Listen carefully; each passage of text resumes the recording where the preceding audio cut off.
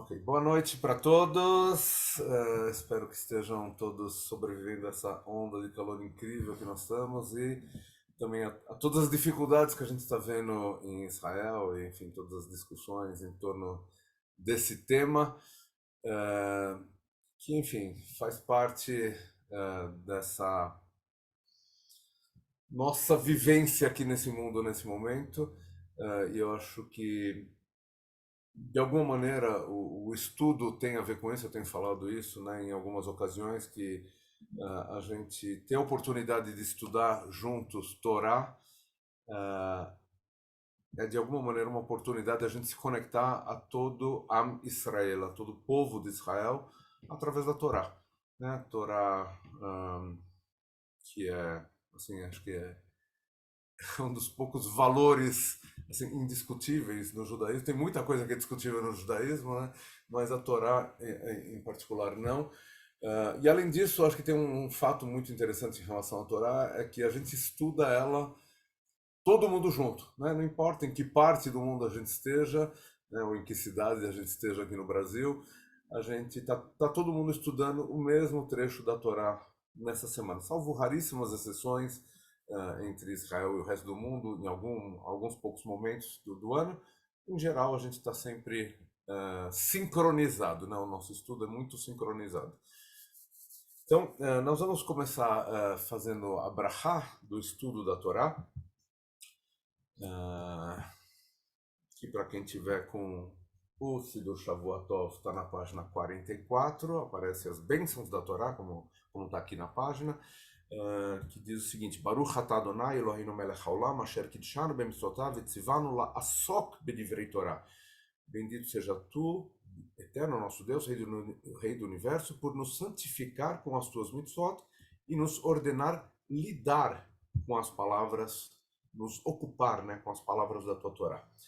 וערב נא אדוני אלוהינו את דברי תורתך בפינו ובפי עמך בית ישראל ונהיה אנחנו וצאצאינו וצאצאי עמך בית ישראל כולנו יודעי שמך ולומדי תורתך לשמה ברוך אתה אדוני המלמד Torá לעמו Israel. Bendito sejas tu, eterno nosso Deus, que ensinas Torá ao teu povo de Israel. E por fim, Baruch atah Adonai Eloheinu melech haolam asher bachar banu mikol amim venatan lanu et Torato. Baruch atah Adonai noten a Torá. Bendito seja tu, eterno nosso Deus, que entrega a Torá, nos entrega a Torá. Essa semana a gente está estudando Parashat Vayetze, e estamos no comecinho da Torá, né? Já estudamos a criação do mundo, ó, já há várias semanas atrás. Estudamos Noach, estudamos o início da nossa caminhada com Abraão, Lech Lechá, enfim, e toda a questão envolvendo a descendência de Abraão, né? Chegamos na Parashá Toledot na semana passada, quando a gente começa a entender, a ouvir falar desse personagem Yaakov, nosso terceiro patriarca, né? Que nasce, enfim, na Parashá passada, junto com seu irmão Esaú, e temos todo um enredo ali de quase uma novela, de uma disputa entre eles, né, que termina de uma forma bastante discutível, vamos colocar assim, como a gente viu na semana passada, no nosso estudo da semana passada, na nossa leitura da semana passada, quando Yaakov acaba ficando com a bênção do primogênito, né? E sem querer entrar na discussão da semana passada, se estava certo, se estava errado, a gente já discutiu bastante isso. O fato é que ele acaba ficando com a bênção, né, naquela cena onde ele se engana seu próprio pai, vamos colocar claramente, né, com a ajuda da mãe e tal, e por conta disso o irmão fica muito bravo com ele, né? E, de novo, não quero entrar na discussão da semana passada, se ele estava certo ou se ele estava errado, se ele vendeu a primogenitura por um prato de lentilhas, trocou, enfim, não é essa a questão. O fato é que, nesse momento, quando começa essa paraxá, Yaakov está numa situação complicada, né? Acabou de ouvir que o irmão quer matá-lo, né? E a mãe decide que é hora de sair de casa, dele sair de casa, né? Só lembrar que a mãe, Rivka, ela já durante a gravidez teve uma visão, né, onde Deus deixou claro para ela o que ia acontecer no futuro, né? Rivka, como uma profetisa também, recebe essa informação privilegiada de Deus, né? E ela está com isso na cabeça, né? E, enfim, tudo que ela está fazendo tem que levar em conta esse contexto de que ela tenha uma informação que talvez outras pessoas não tenham naquele momento, né? Enfim, esse é só o contexto. Eu vou abrir aqui o pequeno PowerPoint que eu preparei. Deixa eu só ver se eu acho ele. Pera só um segundinho para a gente ir seguindo aqui. Essa aqui é uma paraxá, mais uma daquelas paraxás muito interessantes, né, desse começo da Torá. Então, estamos aqui. Vou aparecer aqui. Esse agora devem estar todos vendo. Estamos, então, estudando paraxá Vayetze, né, já falamos um pouquinho sobre o que é esse movimento Vayetze, de saída de Yaakov. Só um segundinho, que agora estou me localizando, estão meus controles aqui, só um segundinho.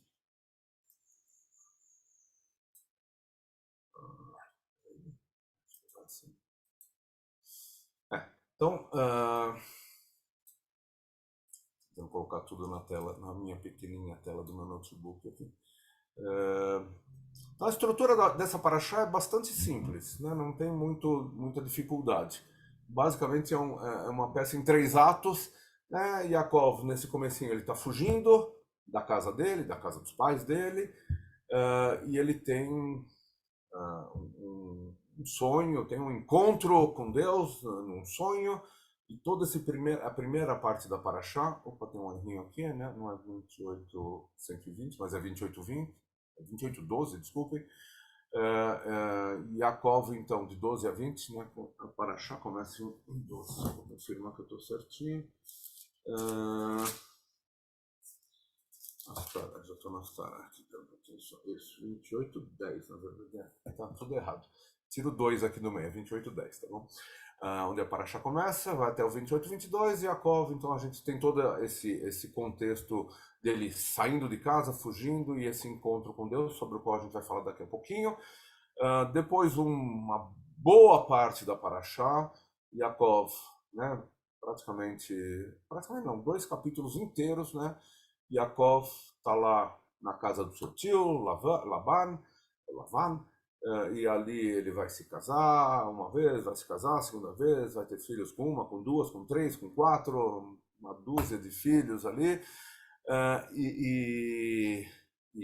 enfim, trabalha bastante também, não é que ele está ali só aproveitando a casa do tio, na verdade ele trabalhou muito para ter o que ele conseguiu ali naquele período que ele ficou lá na casa do tio, que são 20 anos, né, praticamente. E no fim da paraxá, já no capítulo 31, ele começa essa caminhada, enfim, toda essa volta dele para Canaã, né, para reencontrar o seu irmão depois de 20 anos. Então, basicamente, essa é a estrutura da paraxá, muito simples essa divisão, e eu queria me concentrar, por motivos que vocês vão entender daqui a pouquinho, nessa parte inicial. É ali que eu vou me concentrar. Um segundinho só, por favor.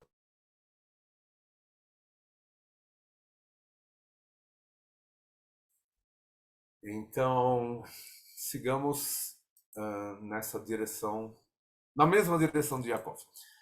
A paraxá começa então dessa maneira: Vayetze Yaakov mi Beersheva ou Bershava no caso aqui, Vayelech Harana. Né? Yaakov deixou a cidade de Bersheva, que é onde nós temos uma amiga morando, né? Giovana mora em Bersheva, e partiu para Haran. Só para ter uma ideia, onde se localiza isso, Bersheva todo mundo tem mais ou menos fácil na cabeça, lá no sul de Israel, e Haran está bem longe, né? Tá onde, assim, ele tem que atravessar Israel inteiro, tem que atravessar a Síria, e só vai chegar lá em cima, onde hoje seria, uh, E o Iraque, não é? acho que é Iraque, aqui já é Iraque, é verdade. Aqui já é Iraque porque está acima do Eufrates, então Iraque, né?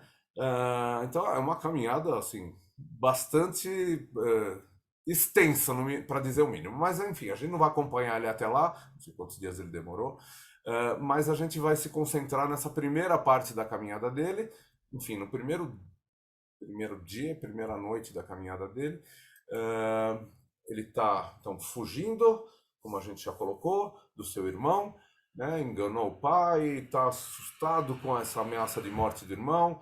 A mãe, então, dentro desse contexto que ela já tinha noção do que ia acontecer no futuro, já tinha sido avisada, ela ajuda ele nessa fuga, ela orienta ele, na verdade, e Jacó, coitadinho, foge e está literalmente sozinho em direção a esse lugar que ele não conhece, né?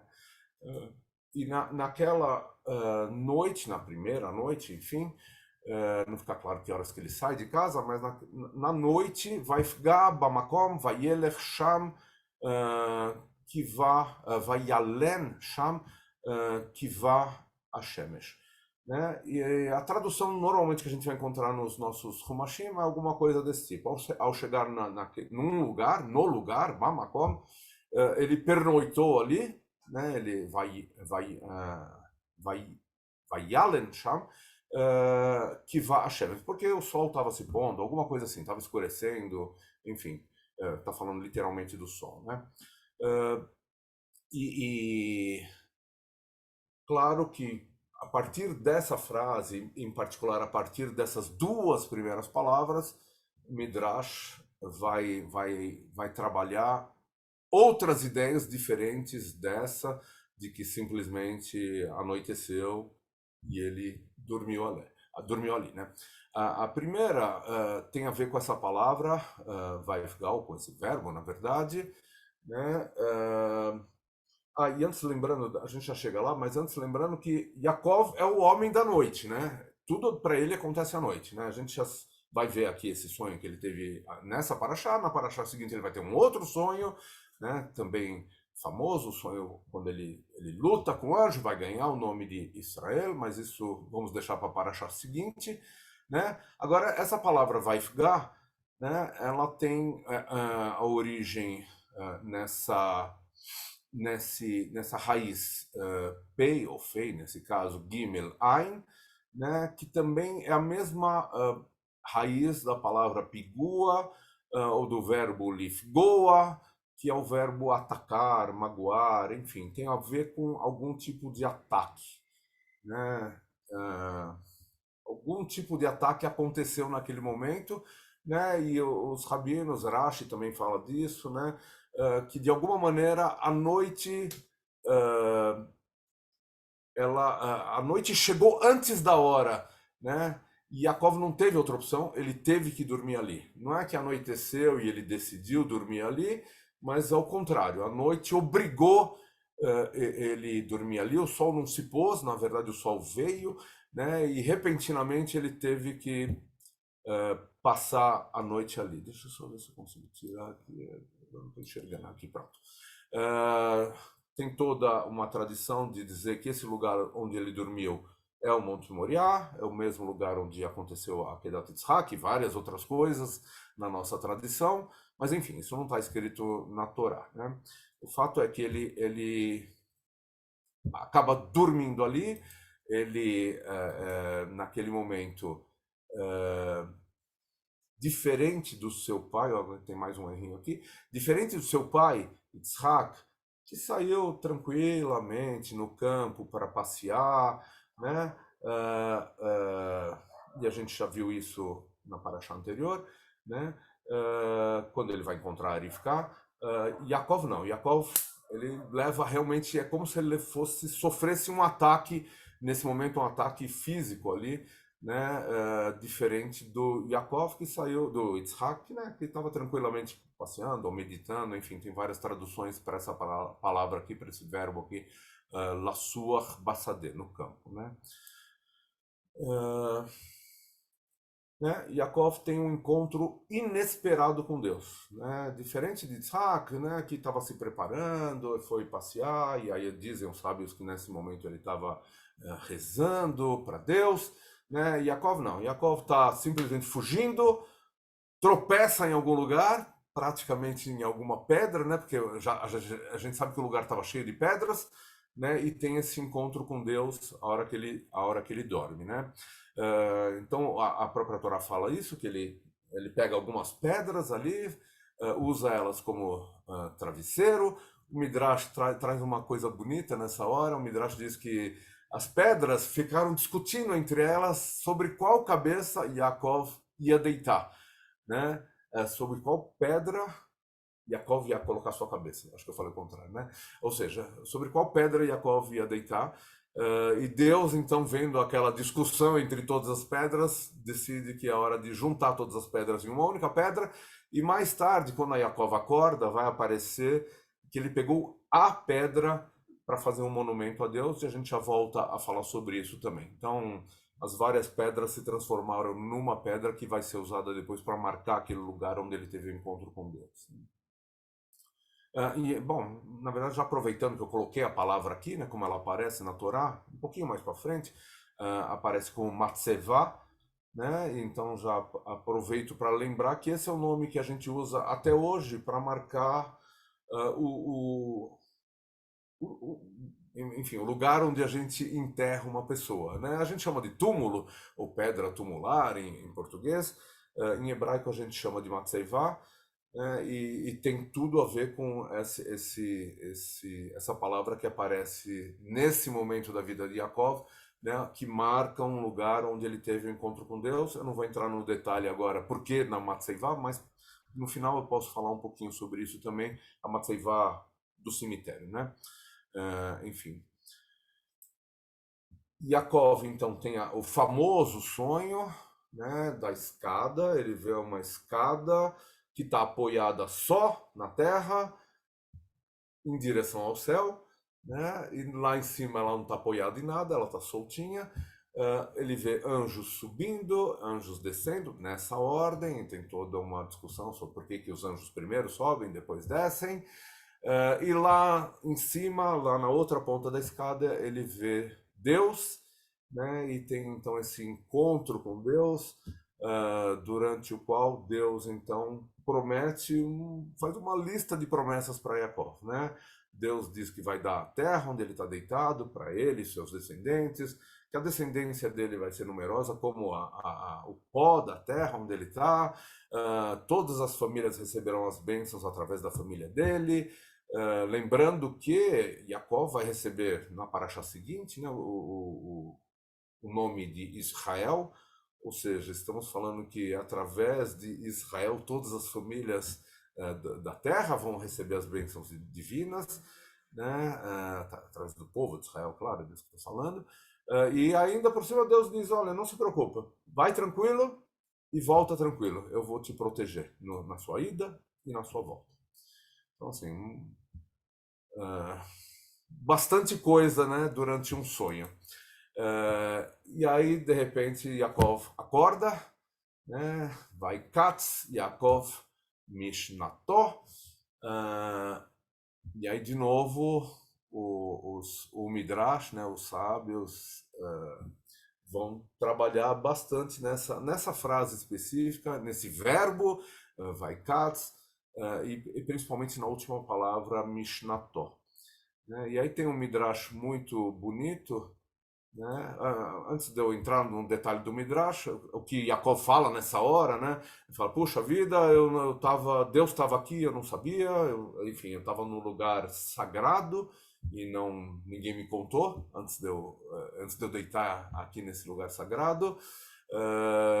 E depois ele fala que lugar especial, Manorá Amakomazé, em Zé que im Beit Elohim Bezé Shara Shamayim. Então, é uma frase bem bonita, eu acho, enfim.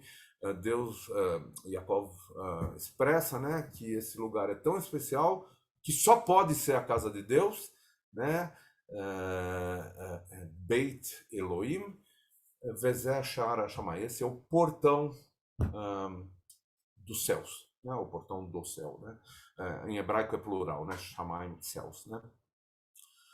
Então, assim, ele é assustado. Então, só lembrando o contexto, ele está fugindo de casa, está sozinho, não está levando nada, não sabe para onde ele está indo, e tem esse encontro de repente, porque ele chegou lá, é atacado pela noite, entre aspas, e durante a noite tem esse sonho, e acorda e percebe que algo muito especial aconteceu naquele lugar. Voltando para a frase, né? Quando ele acorda, vai Katz Yaakov Mishnató, ele desperta então do seu sono, e o Midrash vai dizer que Rabi Yohanan, na verdade, ele não acordou do seu sono, né? Mas ele acordou do seu aprendizado. E aí ele faz uma brincadeira com a palavra Mishnató para Mishnató, né, que eu coloquei aqui entre parênteses aqui. Então ele acordou daquilo que ele está aprendendo, né? Só para lembrar, quando a gente lê o Shema, a gente fala Veshinamtam levanecha, você vai repetir para os seus filhos. Esse Mishnah em hebraico tem esse caráter de repetição, a palavra em hebraico tem esse caráter de repetição, de aprender, né? E assim que aparece, enfim, mais para frente no Dvarim, como a gente reza todos os dias no Shema, né? E aí o Midrash dá uma voada, né? E ele diz que, na verdade, Yaakov estava estudando há muito tempo sem dormir. Há 10 anos Yaakov estava estudando e não tinha tirado uma noite de sono. Ele estava estudando direto durante 10 anos. E justo nessa noite que ele resolveu descansar um pouquinho, Deus apareceu para ele, né? E aí o Midrash vai dizer que, na verdade, Deus apareceu para ele justamente porque ele estava se esforçando muito, ele estava estudando muito Torá. É óbvio que ele estava estudando Torá, né? Não precisa, os sábios não tinham outra coisa, enfim, a referência era a Torá. Então ele estava estudando Torá durante 10 anos, e aí Deus apareceu para ele justamente naquele intervalo pequeno que ele resolveu descansar um pouquinho, né? E aí o Midrash continua dizendo que, apesar de todas as incertezas, né, Yaakov saiu de casa, enfim, com toda a dificuldade de não saber o que o irmão ia fazer com ele, o que ia ser o futuro dele, para onde ele estava indo, como ia ser quando ele chegasse lá. Apesar de tudo isso, ele manteve a sua rotina de estudos, né? E aí eu acho que a gente chega numa relação, né, que aí eu queria tentar fazer essa relação com esse momento que a gente está vivendo, né, e a gente vai, é claro, seguir em frente, mas, e tem a ver com o que eu falei logo no começo também, né, que mesmo nos momentos mais difíceis, né, e esse certamente é um momento muito difícil que a gente está vivendo nas nossas vidas, e a gente está vendo tudo que está acontecendo, não só em Israel, mas aqui no mundo todo, em particular aqui no Brasil. Enfim, é um momento assim de muita ansiedade. A gente está vendo que os ânimos estão acirrados até dentro da nossa própria comunidade, né? O que dirá com as pessoas que estão fora da nossa comunidade, né? Mas o Midrash tenta nos dizer, e traz esse exemplo de Yaakov, que mesmo nessa dificuldade toda que ele estava vivenciando, experimentando naquele momento da vida dele, ele conseguiu manter a sua rotina de estudo e de reza, né? E é isso que eu queria trazer para esse momento, né? Como eu falei no começo, eu acho que claro que a gente tem que discutir o que está acontecendo em Israel, podemos ter opiniões a favor e contra a maneira como Israel está tratando o assunto ou como está agindo, né? Mas a gente não pode não pode deixar a nossa vida de lado, a nossa rotina de lado, em particular a nossa rotina de estudo, a nossa rotina de prece, né? De participação nas atividades comunitárias, claro, para que a gente mantenha a nossa vida andando, né? E não estática, parada, né? E manter essa rotina, e isso é uma das lições que o Midrash traz, é essencial para a gente seguir em frente. Yaakov não tinha outra opção, ele tinha que seguir em frente, não tinha como voltar para trás. Ele tinha que ir em frente, né, e seguir o que estava reservado para ele, né? Então o Midrash diz que ele fez isso através do estudo, né? E aí a questão da reza, né? Que eu não tinha falado ainda, mas apareceu no slide anterior.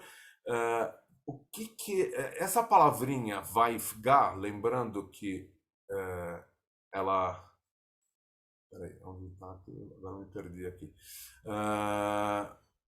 Vaifgar, está aqui. Vaietzer, não sei onde eu botei aqui.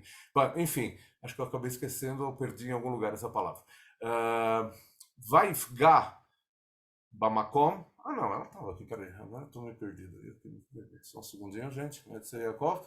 Vai Harana, em fuga. Vaifgar, tá aqui, ó, pronto. Achei. Está no comecinho do versículo 11, né? Vaifgar Bamakom. Quando Yaakov bateu no lugar, ou enfim, foi atingido por alguma coisa naquele lugar, o sol se apagou e ele teve que ficar ali, né? Essa palavra vaifgar, lembrem dela.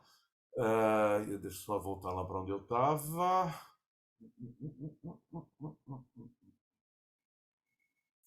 Tá, vai ficar, pronto, aqui.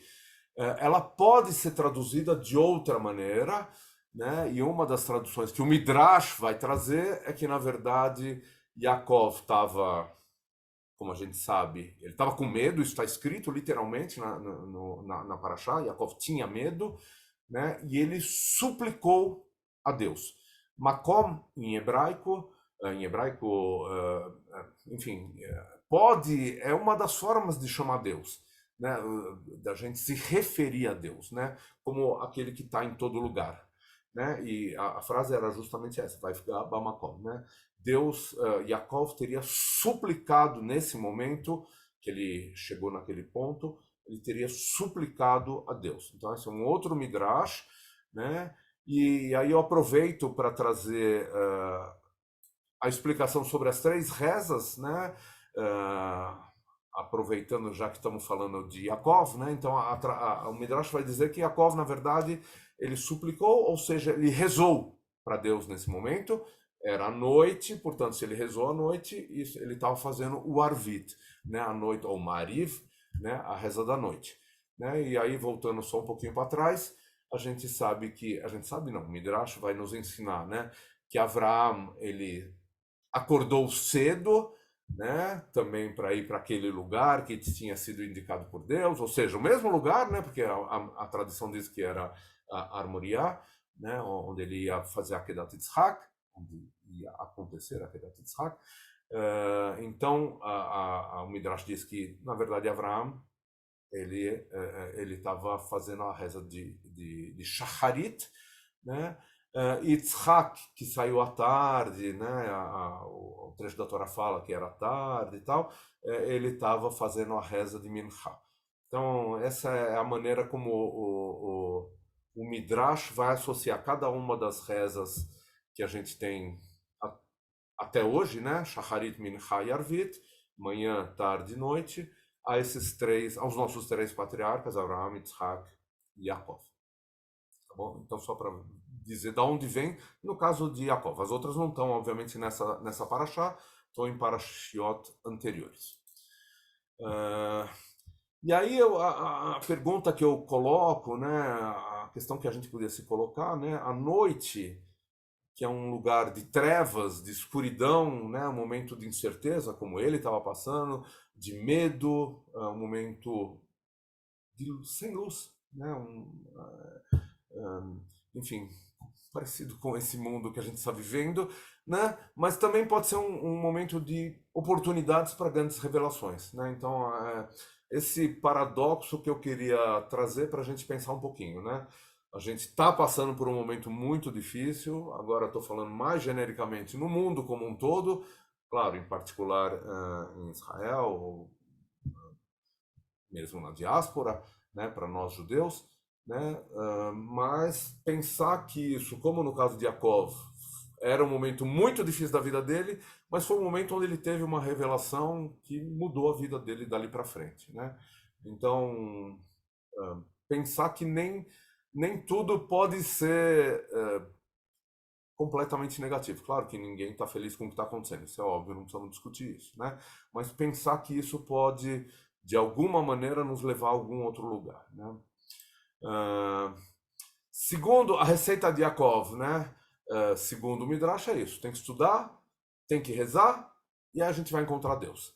Tá? Então, essa é a receita que a Torá nos traz. Agora estou tirando do contexto atual, né? Voltando só para Parashá e o Midrash, claro. É essa receita que Yaakov nos dá. Vamos estudar, vamos rezar, e a gente vai encontrar Deus. Estudar a Torá, né? E Torá num sentido amplo, tá bom, gente? Toda vez que a gente fala Torá, não é necessariamente essa Torá aqui, né? Essa Torá aqui. Mas Torá no sentido da nossa literatura, claro que começa por aqui, né? E aí eu acabei achando uma citação do Rabino Sacks, que em algum momento, né, trouxe isso, né? Que a gente não pode deixar de sonhar, não podemos nos esquecer de sonhar, que conecta direto com a Paraxá também de hoje, né? Então a gente estuda, a gente reza e a gente não deixa de sonhar, como aconteceu com Yaakov, né? Agora falando metaforicamente, claro, a gente sonha que a gente vai chegar a um momento melhor, né? A gente não pode perder a fé, perder a esperança de que vamos superar todas essas dificuldades que a gente está passando, se o calor não acabar com a gente antes, né? Tem esse pequeno detalhe aqui que a gente estava discutindo antes de começar. E sonhar o quê? Sonhar por um mundo melhor, né? Então, nos momentos de escuridão, os sonhos, né, como o Yaakov teve, nos ajudam a manter nossas esperanças num futuro melhor.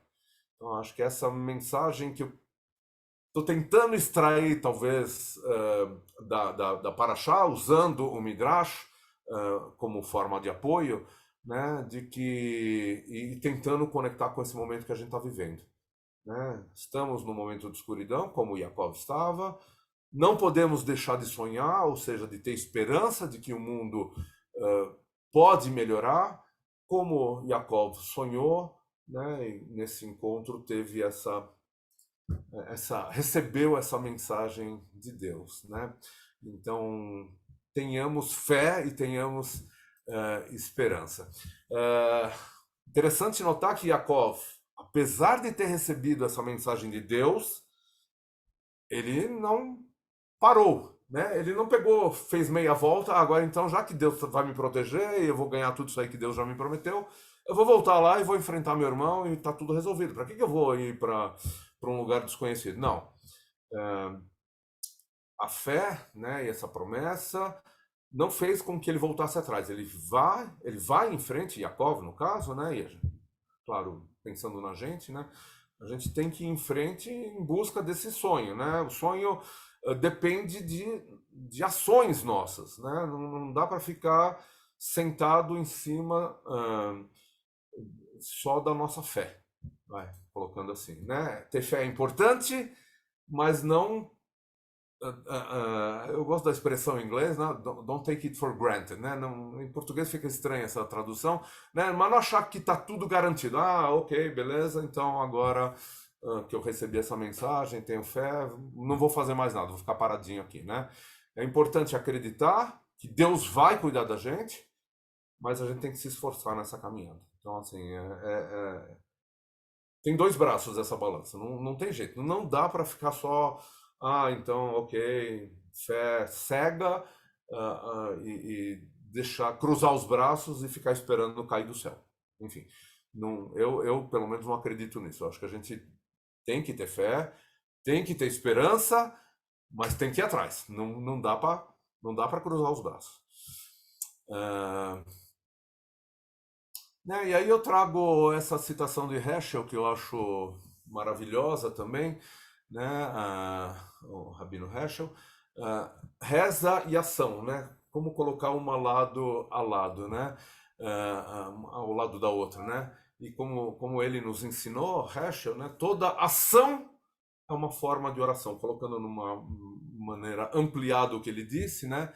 E aí é o que a Suzana, filha dele, nos conta, né? Que durante essa marcha que teve contra o racismo, né? De Selma até Montgomery, ele contou para ela que ele sentiu que as pernas dele estavam rezando, né? Senti que minhas pernas, né? Ele falando na primeira pessoa, minhas pernas estavam rezando, né? Ou seja, através da ação, né, de se expressar através desse protesto, essa marcha de protesto, era uma marcha de protesto, claro, ele estava praticando a oração. Então, a oração aqui, no caso de Yaakov, no caso que eu estou tentando trazer essa mensagem para nós, não é simplesmente pegar o... Cadê o nosso Sidur aqui? Pegar o nosso Sidur, agora vou pegar o vermelho para ele não ficar triste, né? Pegar o nosso Sidur e ler ele de cabo a rabo e ler o livro de Salmos de cabo a rabo, né? Isso é uma parte, né? Isso é para nos inspirar. Mas, acima de tudo, eu assim enxergo, né? A oração, a leitura de Salmos, enfim, o próprio estudo, eles são formas de inspiração, né? Então a gente se inspira nos nossos patriarcas, nas nossas matriarcas, nos nossos profetas, enfim, todos aqueles que nos precederam, nos nossos sábios, né, para que a gente vá agir, né? Então, a gente pode chamar isso de reza também, né? Eu tenho um exemplo bem próximo de mim, de alguém muito próximo de mim, que diz que a minha reza eu não faço na sinagoga. A minha reza eu faço no meu trabalho. É lá que eu rezo, né?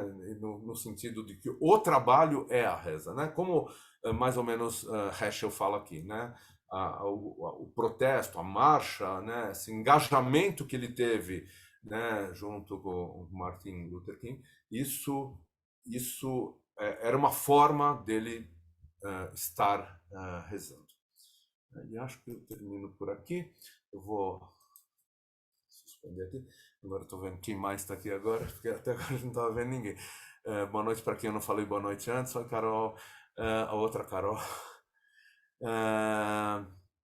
Enfim, essa é a mensagem que eu queria trazer da Paraxá. Estou pegando só o comecinho dela, mas acho que ele tem muito a ver com esse momento que a gente está vivendo, né, de estarmos num momento de escuridão, assim, e de medo. Estamos com medo, temos que admitir, estamos com medo, assim como Yaakov estava com medo, né, mas a gente não pode deixar o medo nos paralisar, o medo fazer com que a gente...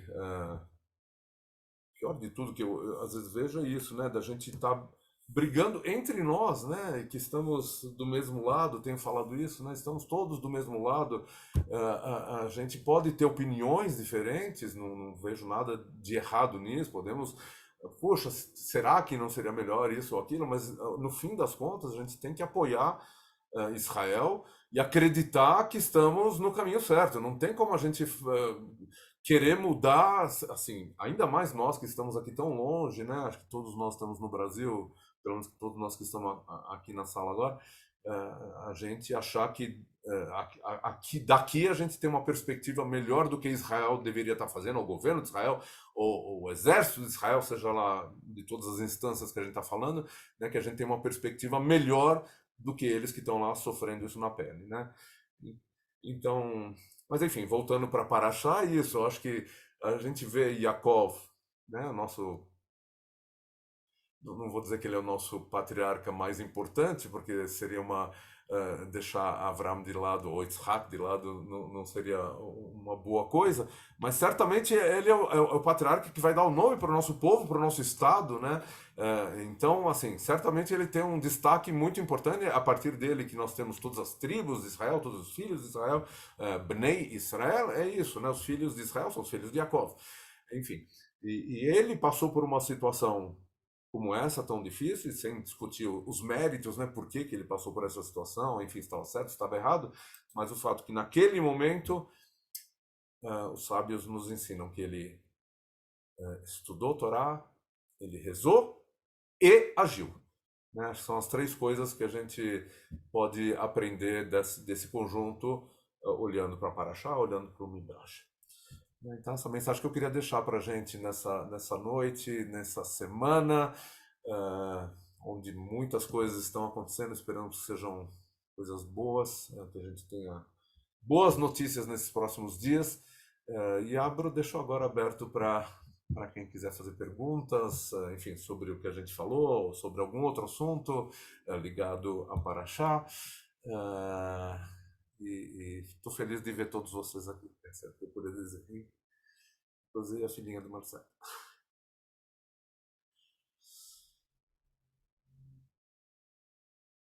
Fala, Newton. Newton quer falar? É isso? Não sei. É um dedo isso aí ou é um positivo? É um dedo. Então tá.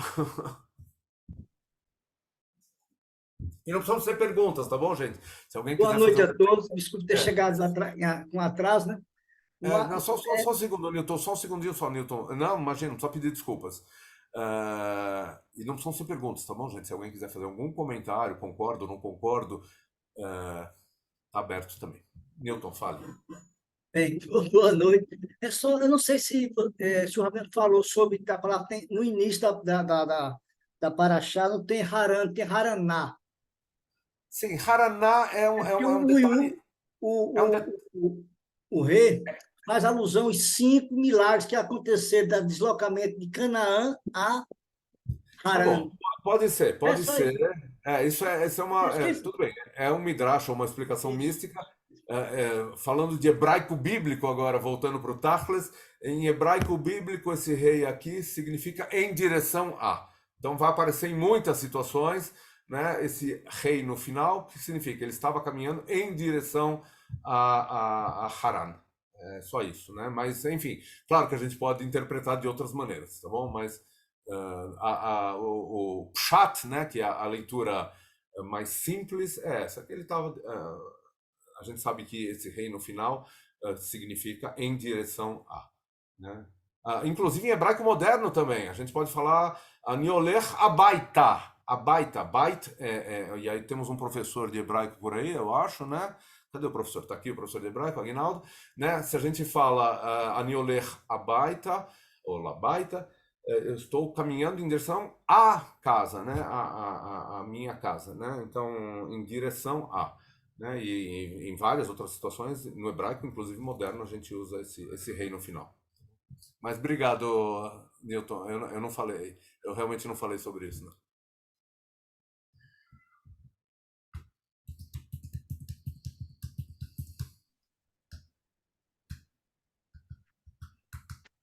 Mais alguém quer falar alguma coisa? Rabino, eu queria fazer um comentário bem rápido. Falando. Jailson, fala.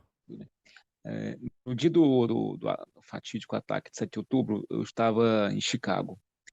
E eu estava em Chicago e as coisas que me marcou foi que nesse dia eu lembrei muito do rabino do Abraham Joshua Heschel, porque ele era um dos poucos brancos que estava nas marchas com o Martin Luther King. Inclusive, ele era de plena confiança da esposa do Martin Luther King, não é à toa que o Abraham Heschel fez os procedimentos religiosos após o Martin Luther King ter falecido.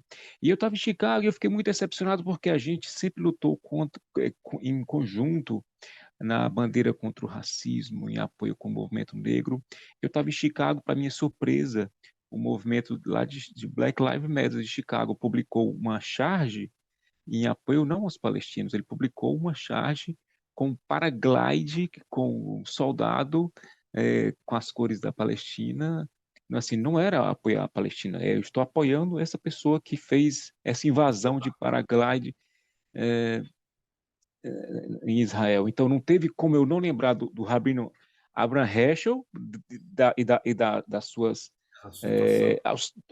do seu apoio nas marchas de Selma porque eu sempre lembrei, sempre foi uma autoridade religiosa que sempre esteve junto com esse movimento. Então, eu me senti um pouco um soco no estômago quando estava em Chicago e vi aquilo, mas não é possível que isso aí esteja acontecendo. E aí, eu fazendo um link com a palavra aprendida hoje, o rabino Joshua Heschel estaria se remexendo na sua Matseivá nesse momento. Uau!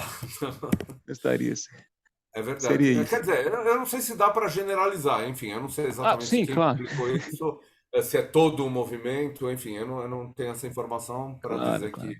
realmente, mas de qualquer jeito, seja como for, se tem uma pessoa que pensou dessa maneira, já é bem triste, com certeza, né? Lembrando do que aconteceu há, sei lá, 50 anos atrás, mais, né? Quase 60 anos atrás, né? 60 e pouquinho, né? 60. Ah, obrigado, Jailson. Gilberto, tudo bem?